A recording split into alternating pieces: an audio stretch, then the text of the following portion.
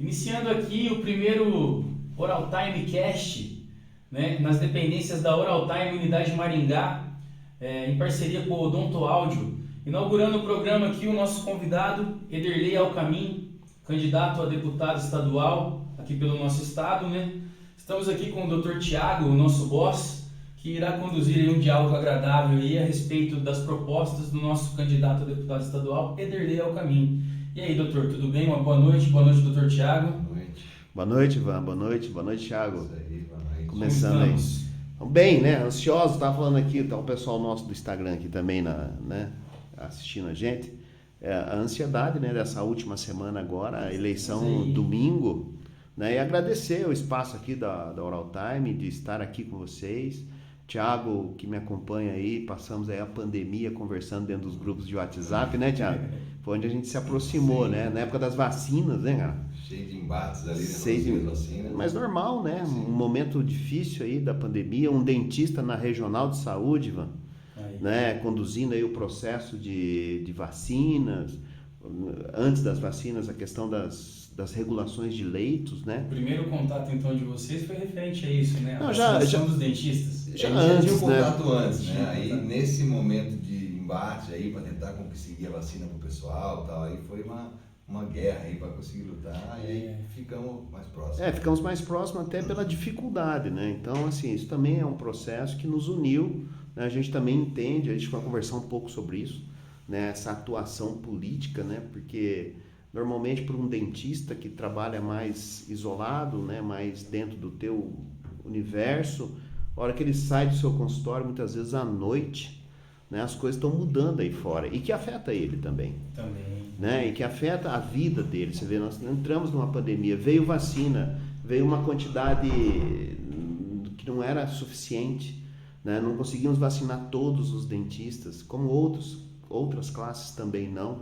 E qual era o entendimento? O pessoal queria a vacina, não queria saber de por que não tinha. Qual que era a ótica para com a vacinação dos dentistas? Ele era visto como um profissional de saúde também? Porque os grupos prioritários eram os profissionais de saúde, né? Linha de frente, lembra? Sim, todo profissional de saúde, né, é prioritário, junto com os idosos. Mas como não tinha vacina suficiente, você tinha que, dentro do grupo prioritário, fazer subgrupos. Então, o que era uma linha de frente? Começou lá, dentro da UTI. O pessoal que estava na assistência primária. Você dentro da UTI, né, da enfermagem. Então, isso ia tendo prioridades. Né? E os dentistas foram ficando num subgrupo, né?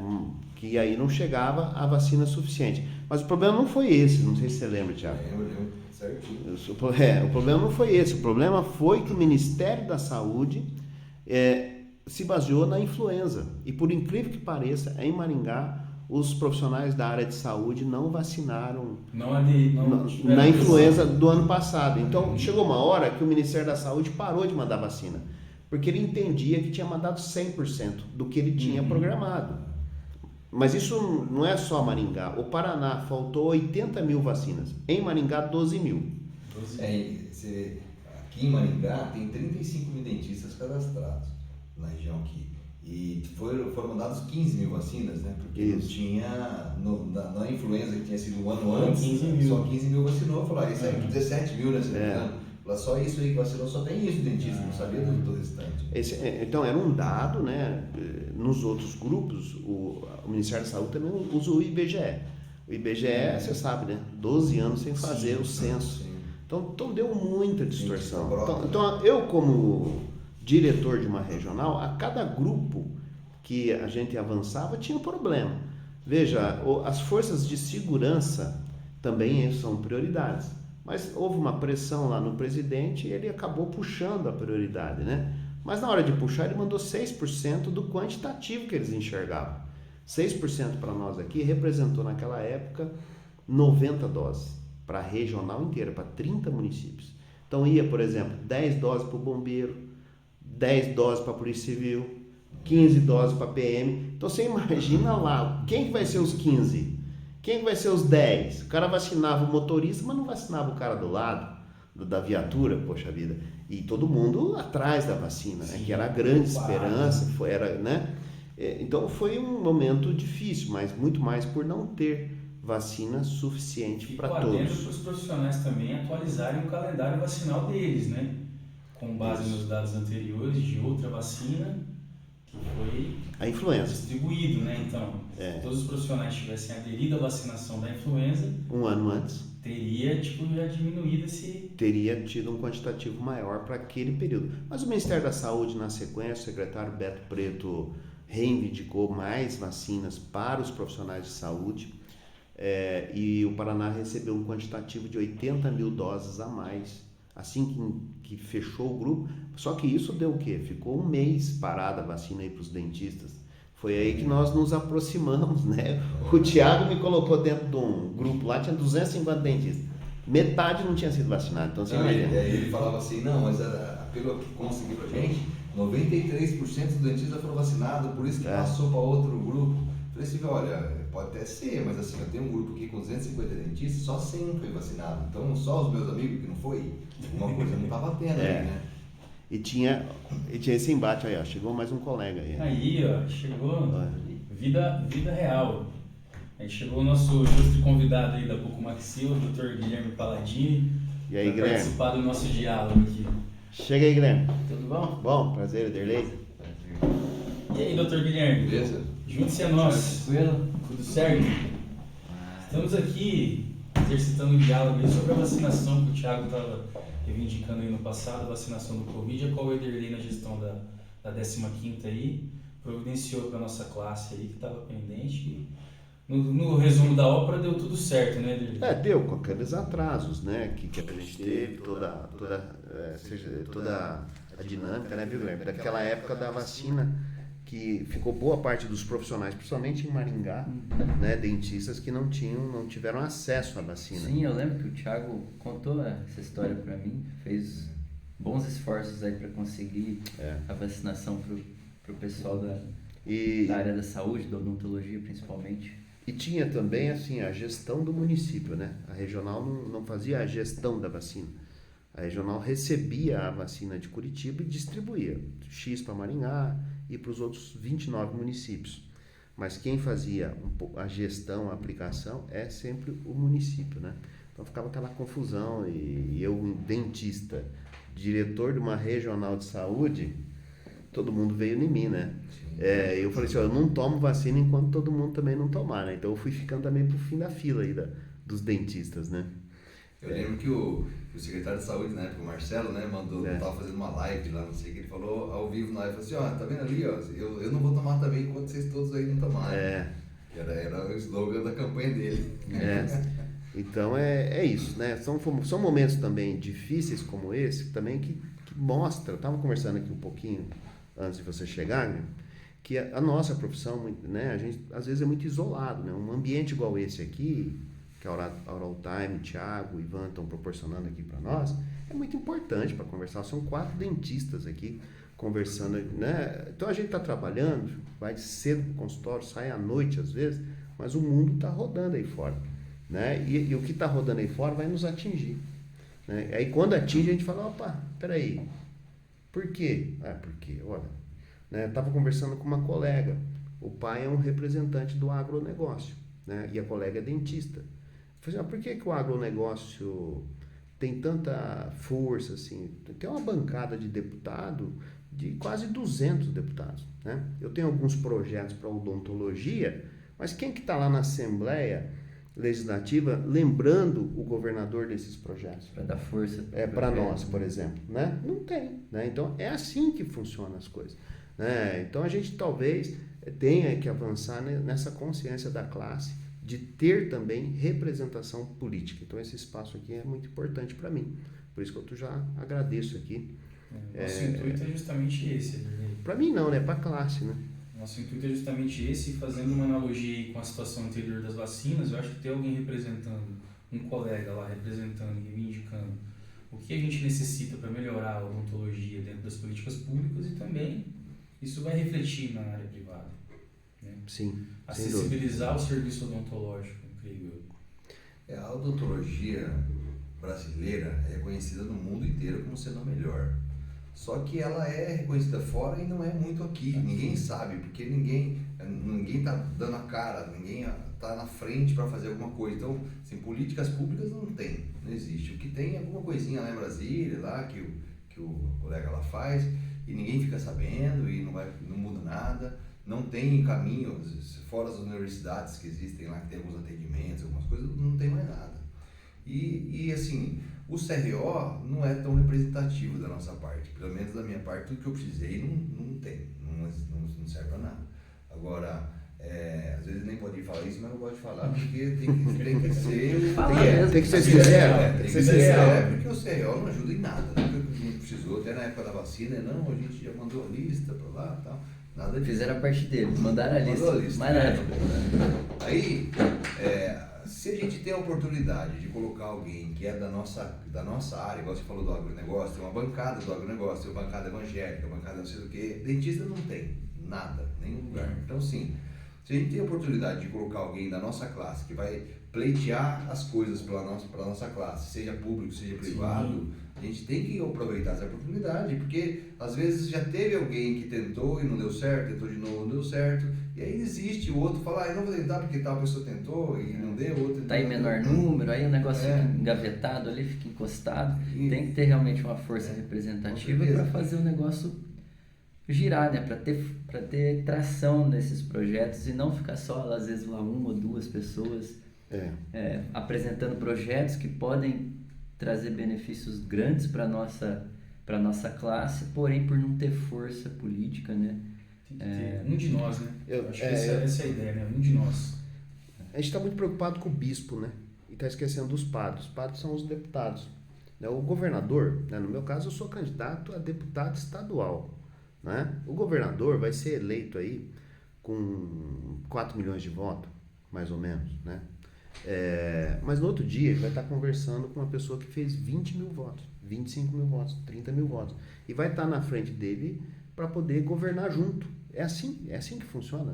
O prefeito em relação ao vereador, né, vai governar junto. Então a gente tem que estar preocupado com a qualidade também desses deputados que nós estamos elegendo. Eu não estou falando aqui se o cara é de direita, se é de esquerda, se é do centro, se é de cima, se é de baixo. Estou falando qualidade.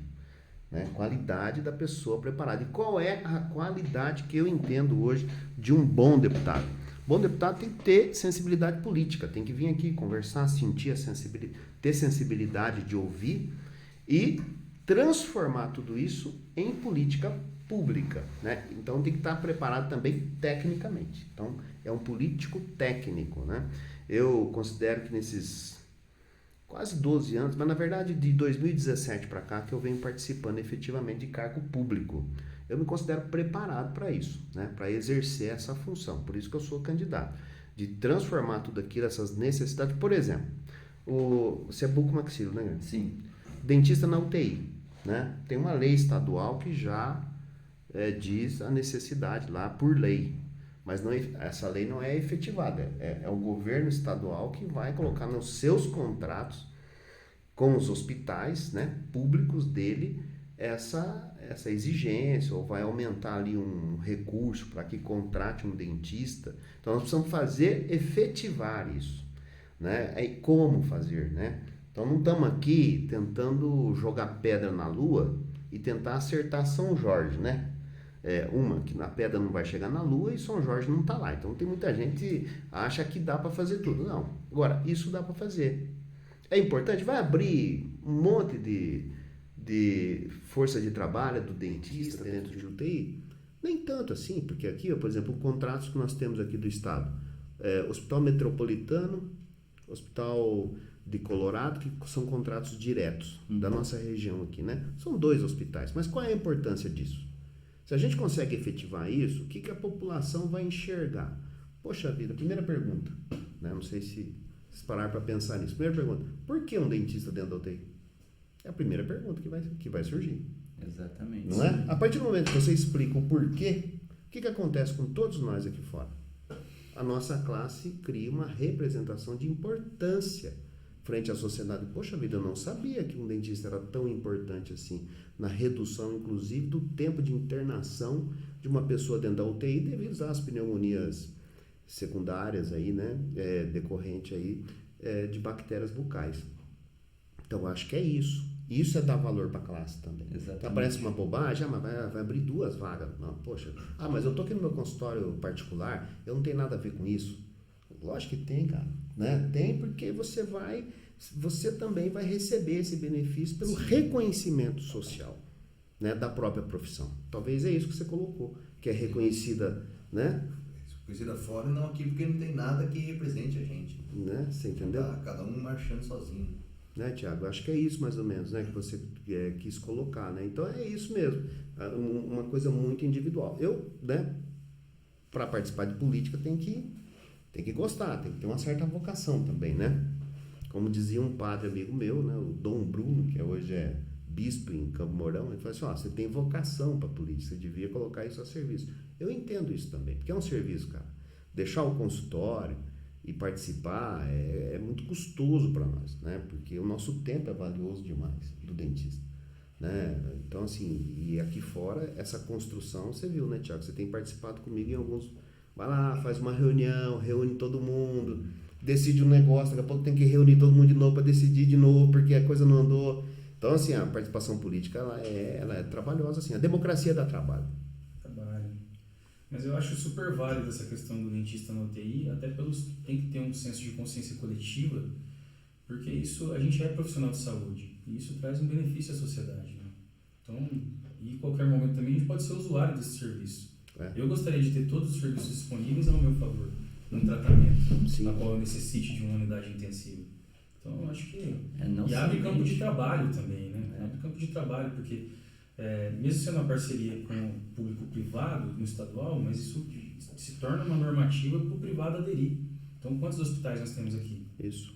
Então, assim, gera campo de trabalho, tem que pensar a longo prazo, nas proporções que isso pode tomar. Acho super válido. Os traumas, né? A urgência e emergência. Higienização, super importante. Não somente na UTI, mas como a odontologia no âmbito hospitalar como um todo. Assim, eu fiz 4 anos de residência, então eu tive uma vivência muito próxima e frequente em leitos de hospital, UTI, legal. E você consegue ver claramente a repercussão que tem nos pacientes, até no prognóstico que ele tem, a evolução do quadro que ele tem, com a saúde bucal que ele está apresentando naquele momento, né? Você considera um paciente que está ali entubado, que está completamente incapaz de executar as manobras de higiene que ele executaria, ter um dentista ali para ajudar a manter a saúde bucal do paciente reflete completamente na evolução do quadro que ele vai ter, entendeu? Além da parte de urgência, emergência, na parte de trauma, né, que é da minha especialidade, tem total importância, mas quando você leva para a parte odontológica ali, de cuidado de saúde bucal, isso tem uma influência muito grande. Até às vezes a gente era chamado, vem aqui ver esse dente, ver essa mucosa que está aqui com algumas ulcerações por conta de pressão do tubo ou alguma outra coisa. Às vezes a gente quebrava um galho, embora isso não seja nosso foco da especialidade, mas por falta de dentistas no âmbito hospitalar, a gente vê com muita frequência todas essas repercussões na cavidade oral do paciente. Então, isso seria um ganho para a classe odontológica gigantesco, né? Que de forma indireta um ganho enorme para os pacientes que vão estar internados lá. Não tenho dúvida, né? Então, assim, o sistema único, lógico, eu estou aqui falando do sistema único que é público, né? É onde a gente vai atuar enquanto deputado estadual, dentro dos contratos do Estado, por exemplo, né? Mas isso vai repercutir, como você colocou, né? Nos outros, né? Você ter lá esse profissional, né? Porque assim, dentro do SUS você tem a integralidade, é atender a pessoa dentro da sua... É integral, um atendimento integral. Então é disso que nós estamos falando aqui, né? Muito válido, muito válido. Acho super positivo. E eu até tenho umas dúvidas aí em relação, a gente já comentou anteriormente, nas possibilidades de fazer as parcerias aí, como a gente é do âmbito hospitalar, né, o Guilherme também, eu sempre observei que, tipo, a medicina tem muita parceria, assim, em atendimentos de multirões das especialidades, né, a oftalmo, a uro, e eu, fazendo os estágios na UBS, eu vi que tem uma fila muito grande nos atendimentos de UBS, da odontologia.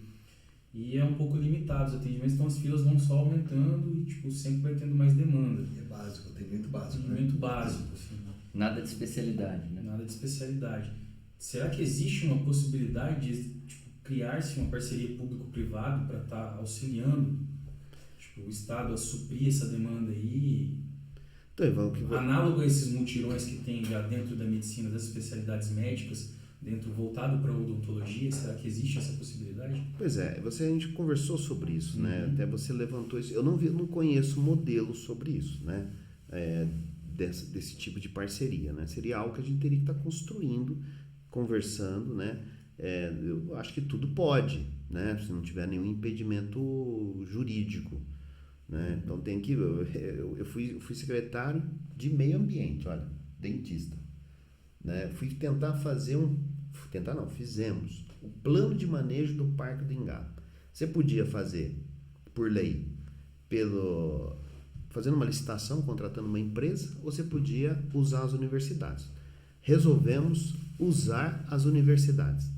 Aí fomos conversar com o NUPEL, o Núcleo de Pesquisa da UEM, reconhecido na América do Sul toda, Thiago. Agora, os caras tinham um custo lá. A gente tinha um fundo do meio ambiente. Quanto que eles tinham? Qual era o custo deles? R$300 mil. Agora, como fazer para pegar R$300 mil do município e passar para o Estado? Olha o exercício burocrático disso, né? Foi possível fazer? Foi. Demorou 6 meses. Vencendo a burocracia, mas alguém tem que cuidar, debaixo do braço, cada movimento. Então, é isso que nós estamos falando. É uma ideia, né? Quando você me trouxe, pauta, né? Quando você me trouxe, eu achei interessante. Agora, vamos ter que buscar esse caminho, vamos ter que ir atrás disso. Talvez a gente encontre e faça, né? Esse da UTI, eu já coloquei que tem uma lei, o governo precisa efetivar.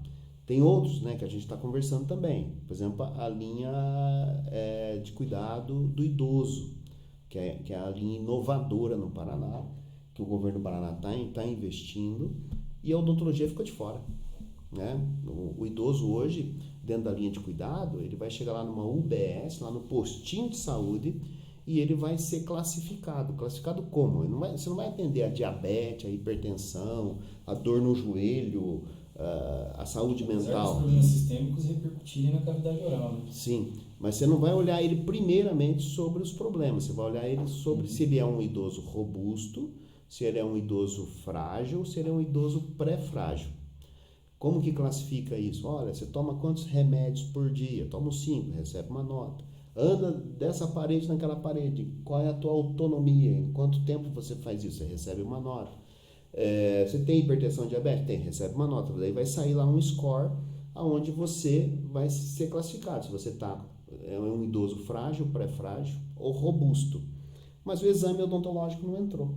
Quer dizer, se o cara está com uma prótese mal adaptada, está comendo mal, está com gengiva sangrando, está com dente com foco de infecção. Ou não tem dente nenhum. Ou não tem dente nenhum. Então, nós não entramos na classificação. Não entra como critério. Não entra como critério de classificação. Eu entendo que é possível, tem, né? Eu acho que tem que entrar.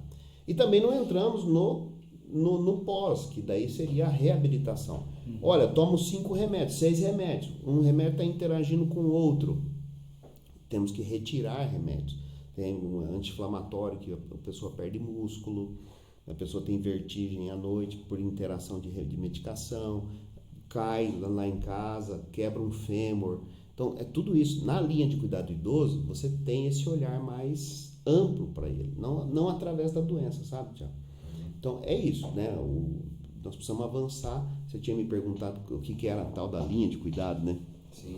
Tinha dúvida. Eu tinha perguntado para ele um tempo atrás, eu falei assim, eu não vou nem perguntar, deixa que na hora que a gente estiver fazendo pergunta para sair mais natural, porque não sei mesmo o que é, você me explica. O SUS, né, assim, ele atua, né, desde a atenção primária, em cima das linhas de cuidado. Tem várias, mas as principais que nós atuamos mais é a linha de cuidado do idoso, a linha de cuidado da saúde mental, das doenças crônicas, hipertensão e diabético, né? E a linha materna infantil, né? São essas 4 aqui, são os carro-chefe.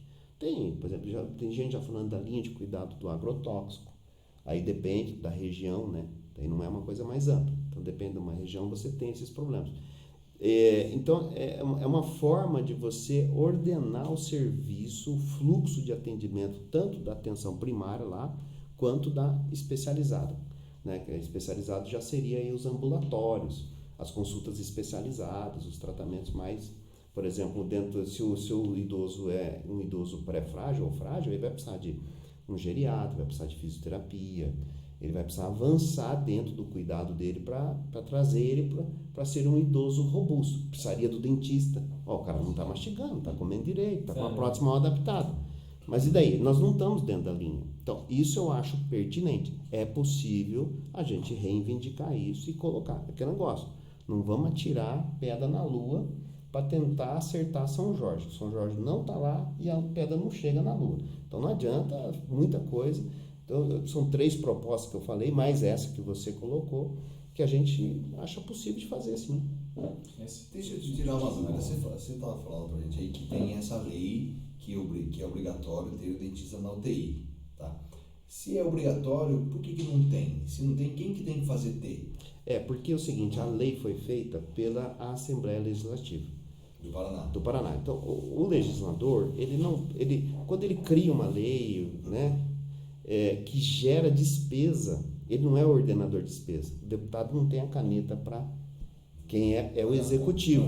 Então, ele não pode criar lei que mude o orçamento do Estado, né? Ele vai ter que... não é impositiva essa lei. Ela está lá, é um indicativo de poder, né, fazer, mas que a prerrogativa é do governador. Ele vai ter que colocar no orçamento dele. Nós vamos ter que achar dentro do orçamento do Estado o que significa um dentista, por exemplo, que eu estou falando aqui, dentro de uma UTI. Qual é o custo disso? Mas nós temos as universidades que vão nos dizer também que a presença dele lá vai economizar nisso, nisso e nisso. Entendeu? Só o tempo, redução da internação. Você entendeu? Agora alguém tem que estar dialogando com o governador sobre isso, dialogando dentro da Secretaria de Saúde, porque nós vamos ficar lá no fim da fila. Vão atender outras coisas e não vão atender essa demanda, até porque não tem ninguém reivindicando isso aí. E até o deputado lá que ele é fazendeiro, outro que é um cara que é dono de faculdade, outro que é outra coisa, ele não sabe nada disso.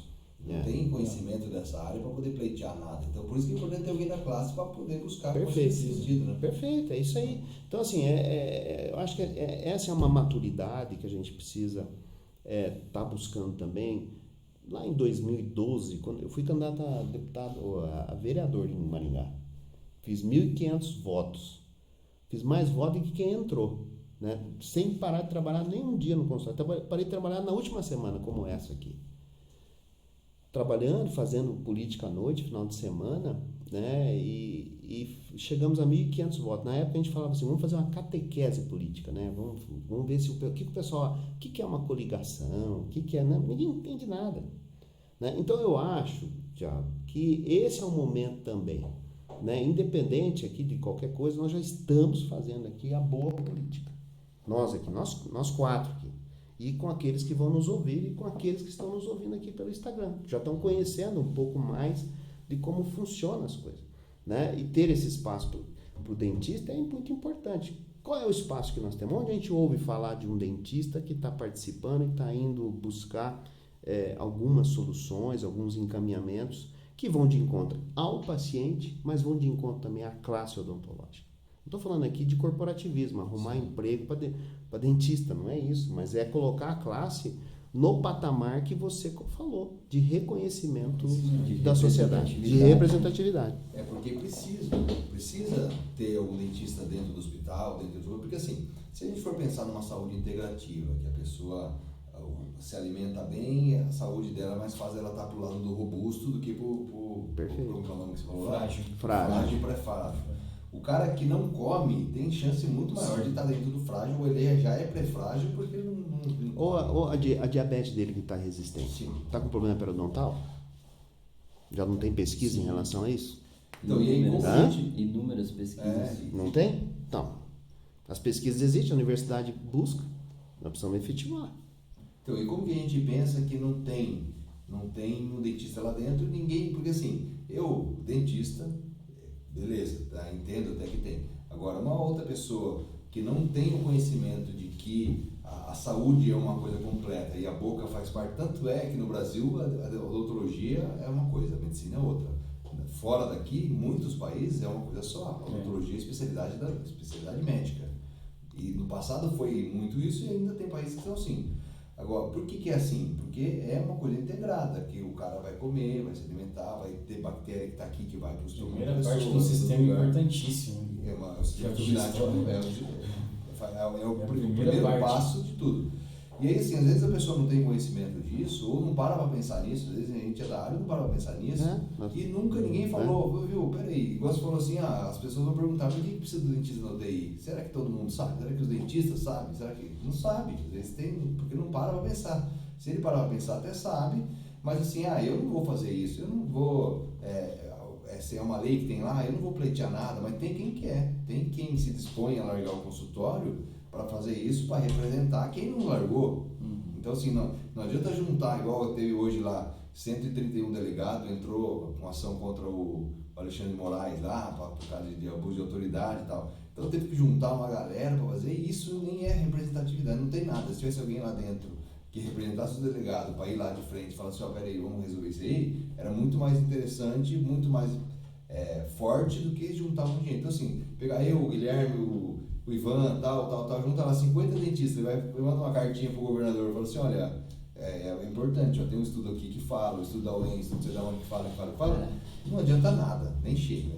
Agora, tendo uma pessoa lá dentro que entende o negócio e representa, a gente fala assim, tem 500 dentistas aqui, eu estou representando todo mundo, então assim, precisa, porque tem esse estudo. Então tem uma porta de acesso a quem decide, a quem assina o cheque.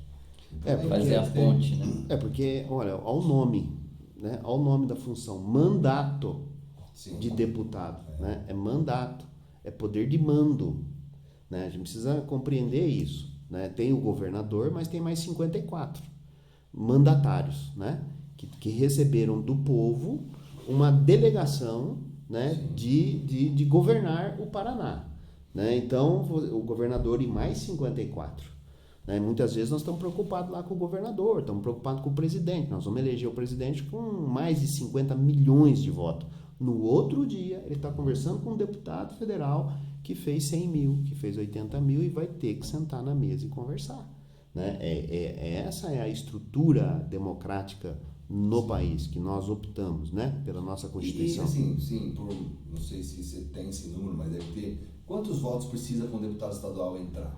Isso depende muito do partido, né? Aonde ele está, qual é a composição do quociente eleitoral que o partido vai adquirir. A vaga não é do deputado, a vaga é do partido. As coligações acabaram. O MDB, por exemplo, onde eu estou, não está coligado com outro partido, é o MDB sozinho. Lança 54 candidatos, 55 candidatos. Nós temos 54, a lei diz, você pode lançar 55, o número de cadeiras, que é 54 mais um.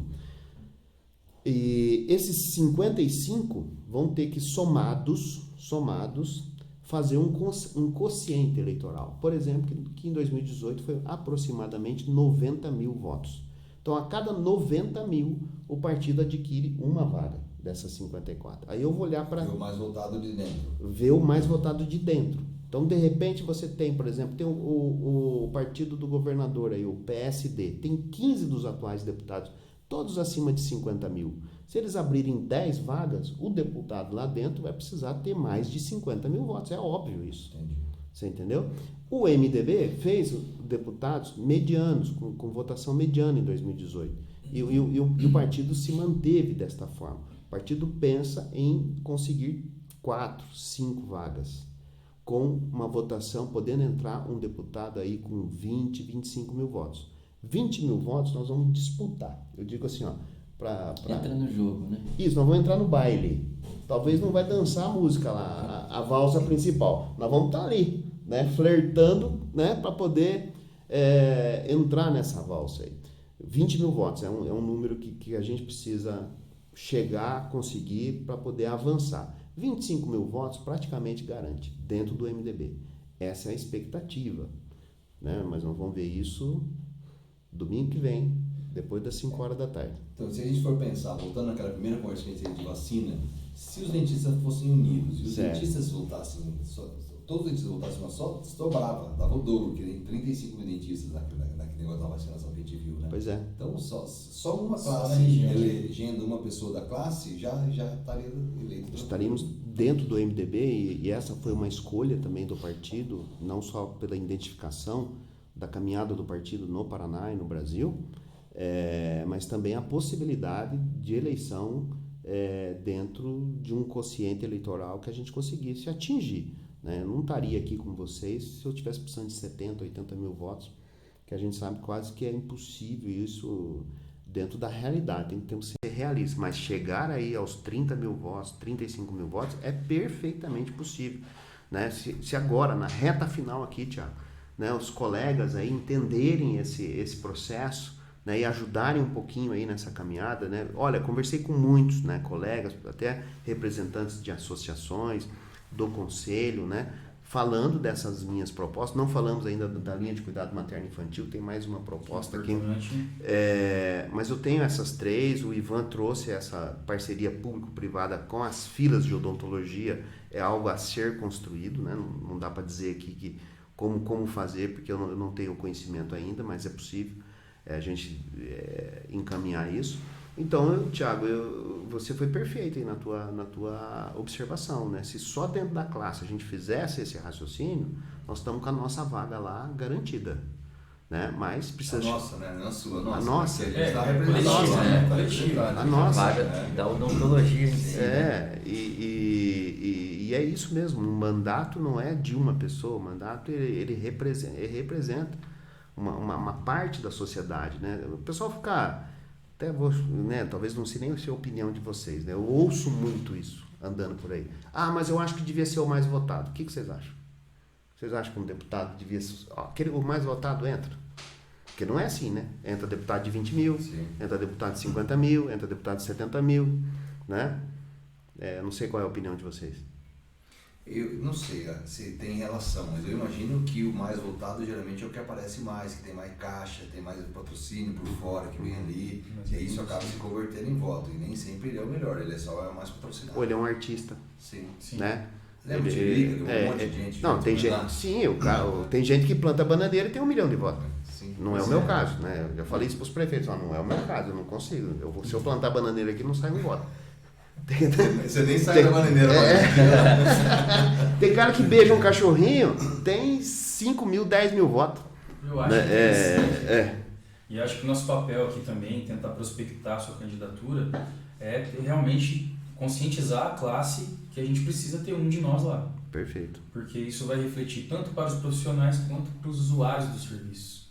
Que o principal foco é a população. A gente tem que se considerar a população, né? A gente tem que se considerar que, a gente serve, mas pode ser servido.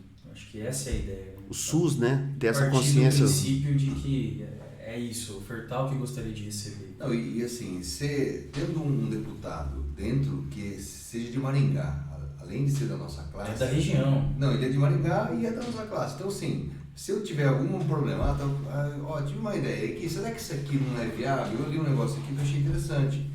Para quem eu vou falar? Vou falar para você? Vou falar para ele ali? Qual que é a nossa força? Não adianta nada. Qual força-tarefa a gente pode armar? Caminho para chegar e falar assim, olha, ele é o seguinte, vamos trocar uma ideia, vamos tomar um café? Aí fala, tive uma ideia, o que você acha disso aqui? Fala, isso é legal, talvez dá para fazer alguma coisa. Então ele tem um caminho para expor o que a gente acha que é interessante. Pode ser que não seja, mas às vezes a gente tem uma super ideia e não tem para quem falar. Verdade. Não tem para quem falar, não pode fazer nada. Você sabe que um deputado estadual ele tem uma verba aproximadamente aí no seu gabinete de R$100 mil por mês para contratar pessoas. Pode contratar até 25 pessoas de assessoria. É só dividir os 100 por 25, vai dar a média aí de salário. Né? Mas também não precisa contratar 25, pode contratar 10, pagando um pouco mais, mas tecnicamente melhor formado. Né? Essa é a minha ideia. Da gente ter, no mínimo, aí uma assessoria técnica, né, qualificada, para a gente dar sequência. Porque eu lembro lá na Secretaria de Meio Ambiente que um rapaz que trabalhou comigo, um administrativo, eu dei essa tarefa para ele. Ele ficava entre o jurídico da prefeitura e o jurídico da UEM para resolver esse impasse de como repassar um dinheiro do município para o Estado. Normalmente é o Estado que repassa para né? Mas como é que dá para fazer essa engenhoca burocrática? Porque tem muito isso no setor público, né? A gente fala assim, é moroso e tal, mas por quê? Porque tem uma burocracia, a burocracia ela é colocada muitas vezes para evitar aí desvios, mas ela muitas vezes também impede, trava muito. Tem né? muito entrave, né? Isso. Embora a intenção seja muito boa, pela burocracia às vezes você não consegue levar para frente. Perfeito, né? Ou dá muito trabalho, ou as pessoas não são tecnicamente preparadas para lidar com essa democracia. É o que eu vejo, essa burocracia. É o que eu vejo muito, né? Também dentro do serviço público, pessoas despreparadas, que não avançam por falta de conhecimento técnico. Aí você pega um mandato onde você vai só colocar pessoas que conseguiram um voto para você, o cara só sabe fazer voto na rua, ele vai andar na rua pedindo voto. Cai de paraquedas ali, não sabe nem por onde começar. Então aí a assessoria fica só política, não que não seja importante, ninguém chega, né, o Ulisses Guimarães, ninguém chega a ser um deputado sem voto. O Ulisses Guimarães, né, falava isso, falava assim, o mais bobo aqui, lá no Congresso, é deputado. É o mais bobinho aqui, porque pro cara fazer 100 mil votos, 50 mil votos, eu fiz 1.500, gente, eu fui num circo, naquela época, logo, o circo estava lá, assim, a capacidade, 1.500 pessoas. Eu entrei e falei assim, imagina, tudo isso aqui, alguém levantou no dia de manhã e foi lá e digitou o meu número, rapaz. Muitas vezes sem me conhecer. É porque alguém pediu, e acontece muito, né? Alguém pediu, alguém avalizou, alguém falou, esse cara é bom, né? Pensa aí, né? Não vamos ter muito daqueles votos, porque a gente nem tem material para isso, daquela pessoa que pega um papelzinho no chão e faz o voto no dia. Eu não tenho material para ficar jogando no chão aí, né? Então a gente não vai ter esse tipo de voto. Não vamos ter muito voto de cabo eleitoral comprado agora, nas vésperas da eleição, pagando o triplo do que estava pagando 15 dias atrás, por um dia de trabalho. Isso é compra de voto quase que direta, né? Com o fundo eleitoral. Tem deputado, o partido, a gente fez uma negociação com o partido prometeu para nós aí uma verba de 30 mil reais, né, do fundo, que é verba pública. Foram depositados 15 mil, não conseguiram depositar mais, enfim, não deu, né? Não estou reclamando, era um acordo, até não viria muita coisa mesmo. Mas é só entrar aí no Divulga Candi, né? Na divulgação das contas dos candidatos, você vai ver candidato a deputado estadual no Paraná gastando do fundo eleitoral R$1.300.000. Absurdo. Então, a competição já é desleal. Então, aí por isso que você vê aquele volume. Ter bandeira não é o problema, bandeira de candidato. O problema é ter gente para ficar segurando. Porque cada um daquele ali custa muito. Então, também avaliar isso, né? A nossa candidatura não é assim. Lógico que a gente tem uma estrutura. Eu fiz questão, né, de ter, né, algo assim que pelo menos desse visibilidade nas mídias. Mas tem muito na nossa campanha, igual vocês aqui. Vocês estão abrindo um espaço para mim, né? E eu estou vindo aqui, vocês são voluntários, na verdade, na minha até lá o Júlio, que me incentivou muito com o canal no YouTube. Comecei com saúde, ensinando a escovar no canal, e ele me incentivando, né? Então abriu esse espaço para mim lá. Então tem muita gente voluntária aí pelo Paraná, lá em Paranaguá, Pontal, Curitiba, Pinhais. Fizemos uma reunião com 200 apoiadores, tem o Josué lá. Apoiadores, não é voto não. A gente quer fazer lá em Curitiba aproximadamente uns 2.000 votos para contribuir nessa caminhada, né? Aqui, e acho que vamos conseguir isso lá. Então tem muita gente boa aí entrando na campanha. Mas nós estamos aqui pedindo para os colegas cirurgiões dentistas. Essa acho que é a finalidade aqui da nossa roda. Mostrar que a gente tem projetos para a área, mas também pedir o voto para o colega. Né? Não acho que seja nem pedir, é mostrar para ele que é vantagem ter um dentista lá. Né? Então, assim, não é falar assim, vota nele porque ele é legal, isso aqui não, porque tem um dentista que vai representar a classe odontológica em algum lugar que a gente precisa. Que a tua classe ali sendo representada, defendida. É mais mais uma projeção da importância da profissão. Sim. Eu acho mais um lugar a ser alcançado, né? Mais um topo. A odontologia é maravilhosa. Né? A gente é suspeito em utilizar, né? Mas eu acho que essa é a ideia aqui, transmitir para a classe que a gente precisa de um de nós lá. Essa é a ideia. Eu nem falei, né? Falamos Ainda tem mais uma pauta a ser debatida. Falamos aí da linha de cuidado do idoso, da presença do dentista dentro dessa linha, né? Desde o diagnóstico até o tratamento. Falamos aí da presença do efetivar realmente a odontologia hospitalar, da presença do dentista na UTI, né? Que isso é bem possível dentro dos contratos do município, né? E a linha materno-infantil, né? E que eu não falei ainda, e as parcerias público-privadas. Só essas duas pautas que você trouxe aqui, Ederley, são passíveis de apresentar números significativos de redução, tanto de internações hospitalares. Você dá aporte nutricional para um idoso que não está comendo bem, vai favorecer a saúde. Isso reflete o quê? No usuário do serviço por menor tempo.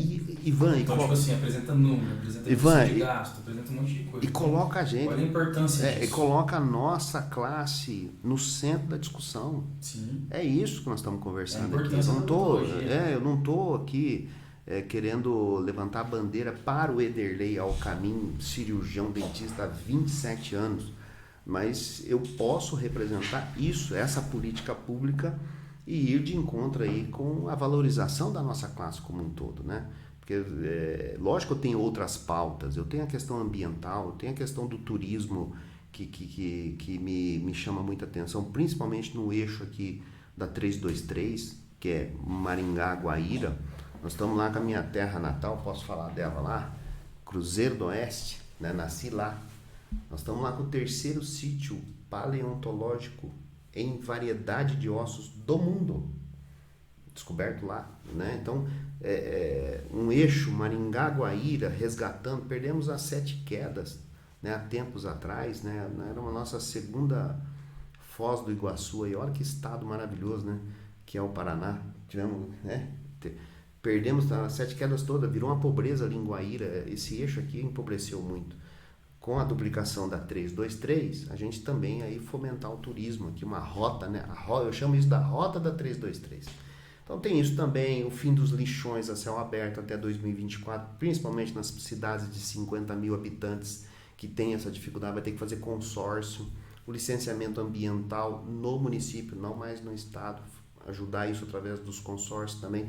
A gente tem outras pautas, mas aqui eu sou um representante da classe e tenho esse compromisso com a classe, né? Com a minha classe, mas compromisso com a odontologia, colocar ela nessa importância frente à sociedade. Acho que é assim que a gente valoriza a nossa classe. Não é corporativismo, não é abrir só campo de trabalho para o dentista, né? Tanto que na linha materno-infantil, que já tem algumas experiências boas aí na clínica do bebê, eu sei que tem alguns avanços, né? Algumas ilhas aí de odontologia trabalhando isso, mas nós precisamos avançar aí para as crianças até 6 anos. Esses dias até um colega nosso me mandou no WhatsApp, Adelei, mas você falou 6 anos, cara, eu acho que isso aí pode ir até 9. Eu disse, não, beleza, é só uma questão de ajuste aí da proposta, né? Mas a ideia é a mesma, né? A gente trabalhar as mordidas das crianças, né? Assim, uma palavra bem, para quem está assistindo aqui que é leigo, né? A mordidinha cruzada, o queixinho que está para trás, né? Você vai ali com procedimentos, por exemplo, uma colagem de resina, né? Que são as pistas diretas, não é nenhum tratamento especializado. Goiânia já faz isso. Goiânia tem no Sistema Único de Saúde, eu fui atrás, fui ver, lá já tem. Então, se tem lá, por que não dá para pôr aqui? Corrigindo uma coisa tão simples, uma forma tão simples, simples, uma coisa que pode dar um problema tão grande depois. De novo, Thiago, não é jogar pedra na lua e nem tentar acertar São Jorge. São coisas possíveis de serem feitas. É disso que nós estamos tratando aqui. E assim, Ederley, quando a gente fala em pouca representatividade, não que não haja representatividade, mas força de representatividade, e a gente pensa em todas essas propostas, né? Todas essas coisas que a gente traria como benefício direto para a classe e indireto para os pacientes. Como é que seria, por exemplo, que igual você falou, criança até 6 anos, mas pode ser até 9, isso pode gerar dúvidas assim, mas como é que vocês sabem disso? Como é que vocês sabem o real resultado disso? Então, assim, se a gente tem se tiver a possibilidade, né, parcerias com o governo, com instituições de ensino, para conduzir estudos sobre isso e reforçar o argumento, entendeu? Por exemplo, a gente tem o UEM, tem odontologia, tem medicina, tem o HU. quantos estudos não poderiam ser conduzidos nesses ambientes, tendo a presença do dentista, não tendo a presença do dentista, estudos retrospectivos, através de análise de prontuário dos pacientes, para trazer esse argumento, falar, ou pelo menos trazer a dúvida. Falar, de todos esses pacientes que foram atendidos, tantos tiveram alguma repercussão na cavidade oral. Quanto a gente não preveniria disso se a gente trouxesse um dentista para cá? Ou pelo menos levantar a dúvida, entendeu? O melhor argumento que a gente poderia ter é respaldo científico. Com certeza. Viu? Olha, foi excelente essa tua intervenção, porque, veja, lá quando eu falei que eu fui secretário de meio ambiente, a gente tinha a opção de fazer uma licitação e colocar uma empresa lá dentro do Parque do Ingá e fazer o plano de manejo que o Ministério Público estava exigindo. A gente fez a opção de fazer com as universidades. Por quê? Não, era mais barato? Até era mais barato. Mas só que, veja, uma burocracia danada. 6 meses só para vencer a burocracia. Mas eu ia colocar lá dentro o NUPELIA, um núcleo de pesquisa reconhecido na América do Sul. Colocamos lá dentro do Parque do Ingá a Unicesumar e a Uningá. A geração de conhecimento nos cursos de pós-graduação, por exemplo, de biologia, por exemplo, né, os biólogos estavam ali fazendo pós-graduação, nós temos N pessoas hoje, aqui da região, de Maringá mesmo, especializado em Parque do Ingá. A gente não tinha isso. O Parque do Ingá é uma pérola, sabe? Assim, nós ganhamos de presente Mata Atlântica no centro da cidade. Ninguém fala. Às vezes eu ouço algumas pessoas falar que tinha que ter um hotel lá dentro. Nós temos o maior patrimônio nosso para a nossa qualidade de vida é ter Mata Atlântica, gente. Não é só o Parque do Ingá, tem o Bosque 2 também, tem o Horto. É Mata Atlântica na veia, né? Vai ali na Horácio, né? Onde a gente não consegue plantar árvore, porque o túnel passa ali. Vai num dia de 30 graus ali e vai lá do lado do Parque do Ingá para você ver qual é a diferença. O que esse microclima representa na tua saúde dentro da cidade. Então vamos olhar isso com mais calma, né? Essa questão de meio ambiente, desenvolvimento econômico, enfim. Precisamos tratar isso não como competição, mas os dois juntos.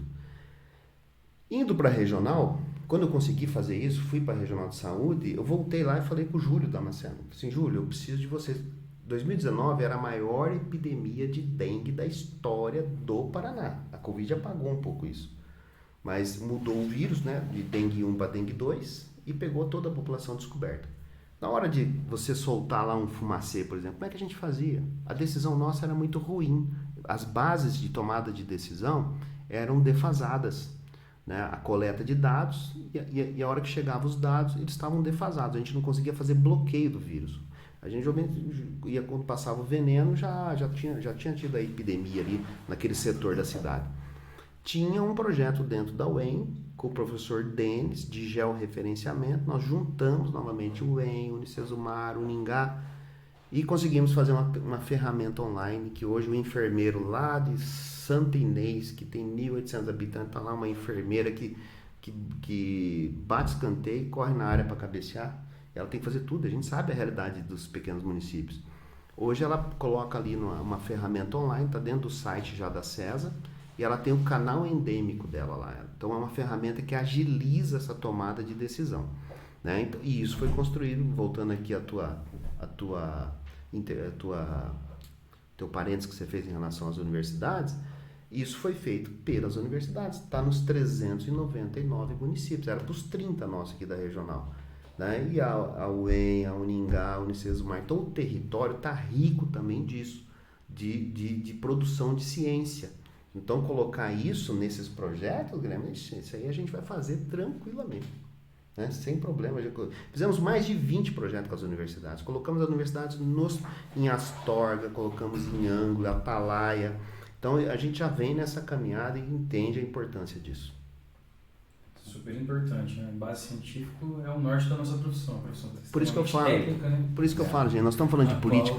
Nós estamos falando ciência norteia tudo, né? Nós estamos falando de política aqui, mas estamos falando de coisa técnica também. Sim. Eu acho que esse é o avanço que a gente tem que ter, né? O político técnico também, né? Eu acho que esse é o político moderno dos dias de hoje.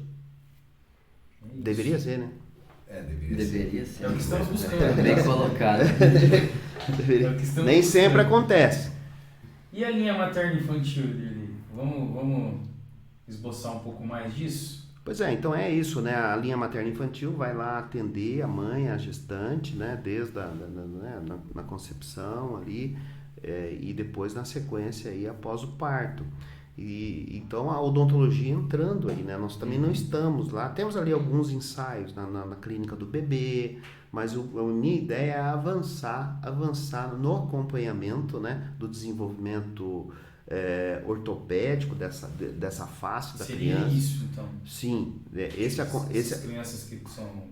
Essas crianças que já... A gente já consegue diagnosticar esses maxilares atrésios, essas coisas que futuramente acarretariam o serviço da buco, né? A gente sabe que... Com tratamento cirúrgico a gente conseguiria deixar uma coisa mais conservadora, isso... A gente sabe que tem qualidade de vida, né? A gente sabe que 70% de todas essas mal-oclusões, essas diferenças de arcadas são adquiridas, né? 30% vem hereditário, né?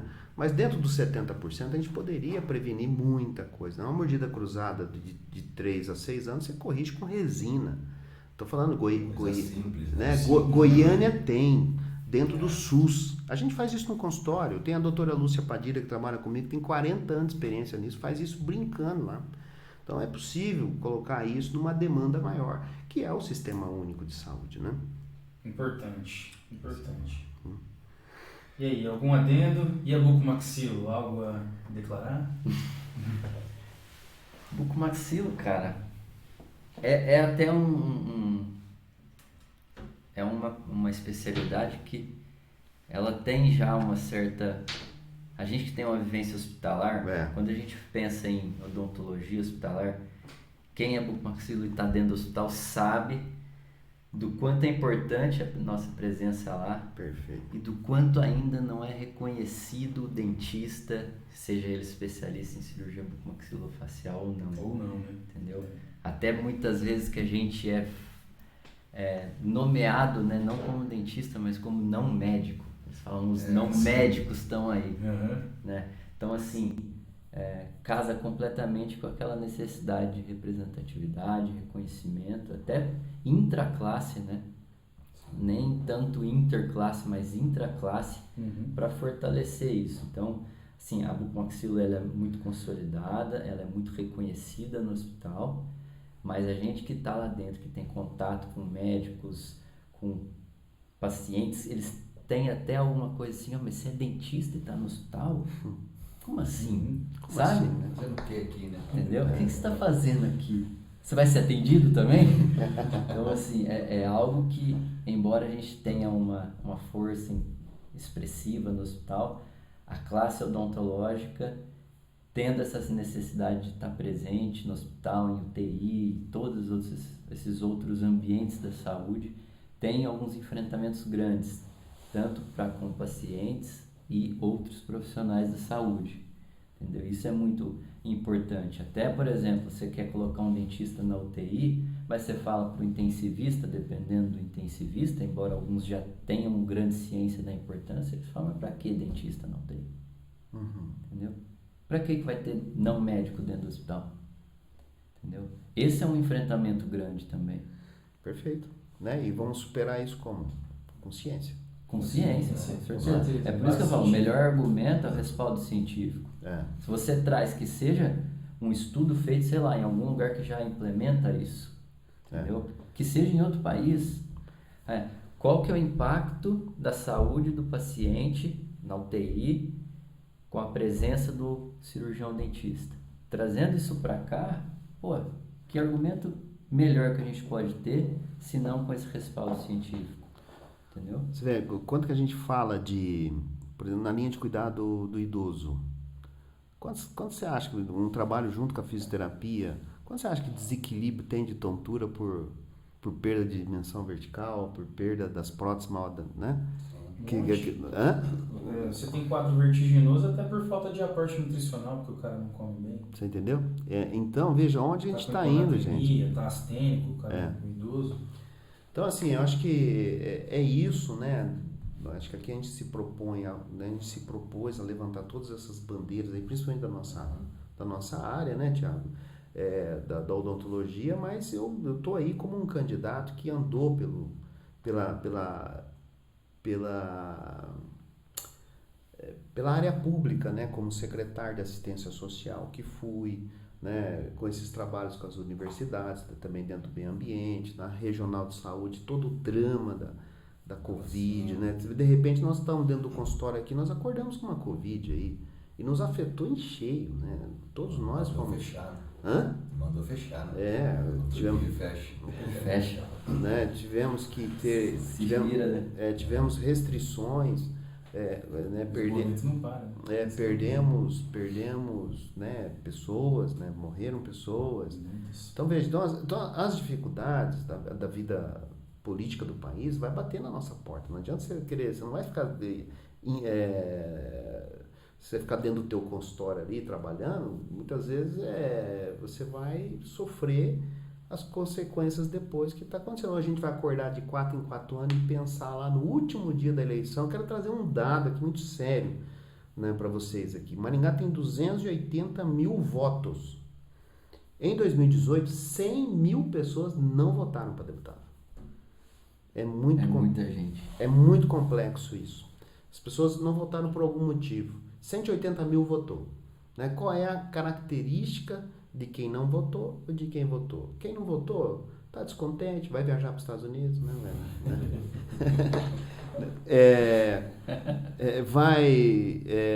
Não chamo mais. Agora não. Entregou. Ei, mas eu vou cobrar. Tem uma amiga minha que está lá. Mas amiga assim de... Eu falei assim, eu não acredito. Ela falou assim, pô, eu marquei uma viagem, né? Tal. Eu falei assim, agora você tá incumbido, você ia dar 4 votos que eu contei lá. Agora você vai ter que me arrumar 10 votos. E ela tá lá nos Estados Unidos. Rapaz, não fui na Cocamar hoje, lá andando, e o pessoal, você vai ter que ir de mesa em mesa aqui, não vai poder fazer reunião. Fui lá, me apresentei pro pessoal, eu sou Ederlei com a minha, eu falei assim, eu vou votar em você. Eu falei assim, é mesmo? Eu falei assim, a Flávia me pediu. Ela tá fazendo, viu? Fala quantos votos ele deu. Viu, Thiago? Vai ficar com essa... Não dá pra votar lá nos Estados Unidos. Vai ficar com essa incumbência aí, vai ficar com essa... Então, se organizar direitinho. Então, gente, então é isso. Uma parte não foi votar, uma parte não tá brava, né? Falando que todo mundo é ladrão, né? Que não é o teu caso, né? Pelo contrário, você tá aqui junto comigo. Todo mundo é ladrão e fica bom pro ladrão, porque daí se todo mundo é ladrão, o verdadeiro ladrão fica no meio de todo mundo e acabou, né? Ele tá protegido, né? Agora, tem quem vai votar. Qual é o perfil de quem vai votar? Pessoas como vocês que estão aqui gastando aqui, já estamos aqui quase uma hora e meia já, levantando questão, tentando para chegar com um voto bem definido lá né? Acorda um dia antes, vai analisar 2, 3 propostas para definir o seu voto. Quantas pessoas dos 180 mil fazem isso? 10%, será? Não sei. A maioria chega um pouco mais cedo para ver qual cartãozinho acha mais bonita a pessoa. Mas pior, Thiago, que isso. Pior que isso. A maioria é elevada pela estrutura. Veja, quem já está... Eu conversando até com o meu... Né, com um parente meu, ele falou assim, não voto. Eu falei assim, mas por que você não vota? Qual é a ideia de não votar? Eu acho que todo mundo que está aí não presta. Eu falei assim, mas você está entendendo que você não votar é bom para quem está aí? Sim. Porque quem está aí vai levar alguém para votar. Veja, o cara... O estado do Paraná é um estado moderno. Nós temos aqui 3 planaltos, temos Foz do Iguaçu, né? Tínhamos 7 Quedas, né? Temos Itaipu, temos, turismo, temos agricultura, rapaz, sim, né? Campeão aí de produção nacional. Temos indústria num trecho de território não muito grande, que é o Paraná. Mas a nossa política, ela se iguala à do Nordeste. Os coronéis estão por aí. É cara querendo eleger filho, esposa, irmão. Estamos vendo muito isso aí, né, dentro da política do Paraná. As famílias se perpetuarem. O cara está no terceiro, quarto, quinto, sexto mandato. Já firmo um compromisso com vocês que não sou contra a reeleição, né? Não sou contra. Talvez aí para o executivo um modelo diferente, mas para um legislador, um deputado, não sou contra a reeleição, mas também o terceiro, quarto, quinto, sexto mandato, aí você já tem que montar muito esquema para continuar. E é isso que está levando as pessoas a votar, certo? Então, assim, a estrutura, o cara é um prefeito, tem 300 cargos comissionados, quer eleger um parente, né? Ele vai pegar o cargo comissionado, vai levar a filha, vai levar... ele vai levar. Então, dentro dos 180 mil que votou, a própria estrutura que existe leva. Então, isso cria uma dificuldade de renovação, sabe? Sim. De você colocar pessoas para renovar, né? Não é de forma explícita, mas ainda existe o voto de cabresto, né? Tem, não, mas... Tem muito, né? Tem, mas eu tenho... O comunismo está presente, literalmente, né? Nos pequenos municípios, então, né? Demais. Você viu, a gente reclama da imprensa, né? A imprensa exagera mesmo, tem uma dificuldade e tal, mas imprensa livre é a melhor solução, né? Não sei se vocês viram aquela reportagem que eles fizeram o levantamento de onde vem o voto do Centrão, chamado Centrão, aqueles 300 deputados lá que formam o Centrão. De onde vem esse voto? Vem de cidades até 15 mil habitantes. É onde forma o Centrão. Eu conversando com um deputado, o deputado falou assim, Derlei, entre eu levar R$1 milhão para Maringá ou para Munhoz de Melo, você acha que eu levo para onde? Eu falei assim, você leva para Munhoz de Melo. Porque lá você fecha a cidade, praticamente. Né? A dependência... Esse dinheiro faz diferença lá, né? Aqui não. E a dependência da população de uma pequena cidade, do poder público, é muito maior. Da prefeitura. A prefeitura é o maior empregador lá. Né? E o prefeito fica atrelado a um deputado. E os vereadores ficam atrelados. Então há todo um esquema para levar pessoas a votarem. Pode acreditar que está funcionando isso. Não é porque tem financiamento público que isso parou. Pelo contrário, né? Era 2 bilhões para o fundo eleitoral, hoje é 5 bi. Fora isso, nós temos mais 18 bilhões do orçamento secreto. Imagine, orçamento secreto. Nós estamos falando disso. Né? Hoje o senador Pessutti estava ali na Assim, tocou nesse assunto novamente. Tem muita gente falando disso, não está dando tempo, a campanha é muito curta. 45 dias. O eleitor não vai acordar para isso. Mas o orçamento secreto é muito volume de dinheiro. São 18 bilhões. O fundo partidário, o fundo eleitoral é de 5 bi. Para financiar toda a democracia do Brasil. De presidente, deputado federal, senador, deputado estadual e governador. De todos os candidatos. Estou falando que de tudo esses 5 bi aí, chegou para mim 15 mil. Para fazer a campanha. Está aí na transparência. Mas o orçamento secreto é de 18 bi. Só que daí é para 300 pessoas que já estão com mandato e estão fazendo. Eu fui numa cidade e o prefeito falou assim para mim, sabe, uma fulana aí, olha, uma deputada, teve na minha cidade 4 votos. Ela mandou para lá 4 milhões. Eu falei assim, ô louco, 1 milhão para cada voto? Custou caro esse voto? Ele falou assim, ó, não tem que fazer, eu vou ter que dar 800 votos para lá.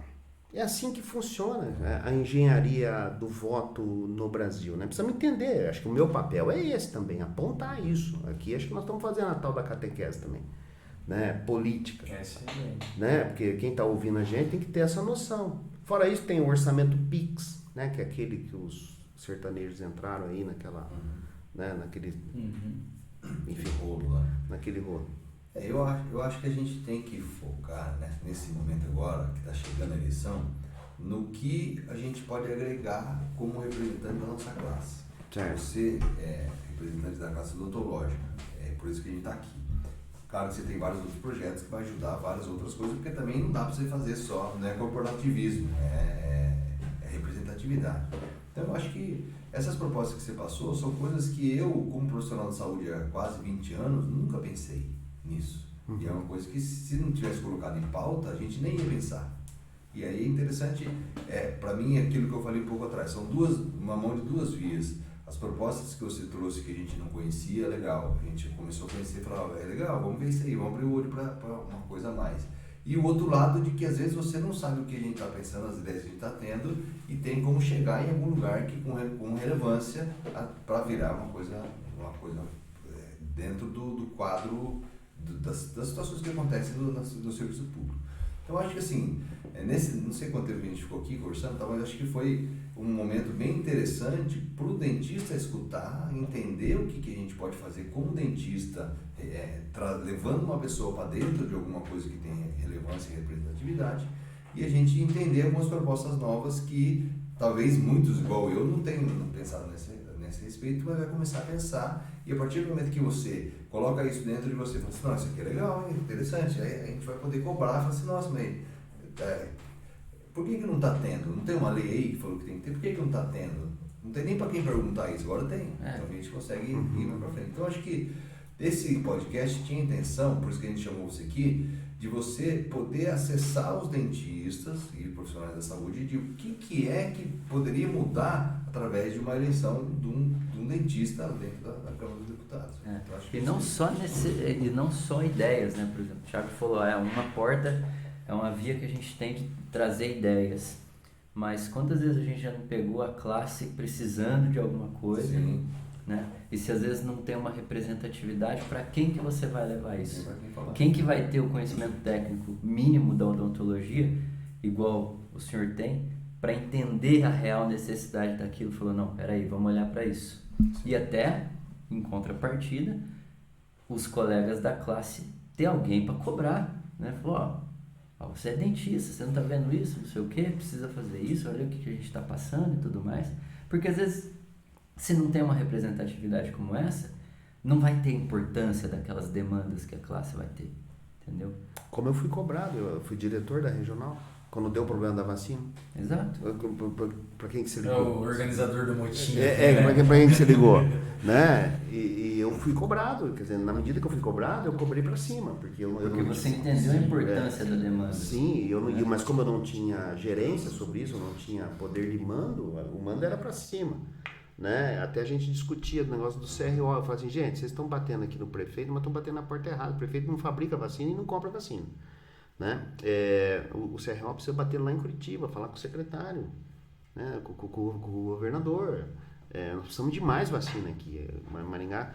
Então, assim, pelo menos esse caminho a gente deu. Sim. Né? E tentamos organizar um pouco melhor depois, quando chegou o restante das vacinas, para organizar. Então foi isso, né? Dentro de uma esfera menor de poder, é isso que você está falando. Exatamente. Né? É isso. Legal. Foi muito produtivo. Foi bom, eu gostei. Muito produtivo. Foi bom. Aí depois que você ganhar, a gente marca de novo e Isso. vê o outro lado da história. Você sabe que, não, mas é verdade, eu não vou deixar, sabe? Eu andei muito, né? Tava falando para vocês aqui. Eu acho que essa sensibilidade de estar ouvindo, de estar conversando, a gente tem que carregar. Essa é a parte política da coisa. Né? Então você vai ouvindo, tendo a sensibilidade e vai levando para o seu mandato. Mandato é construído também, gente, não é da cabeça de uma pessoa. Né? Só que alguém tem que se dispor a fazer. Alguém tem que, né? Não é simples uma campanha política.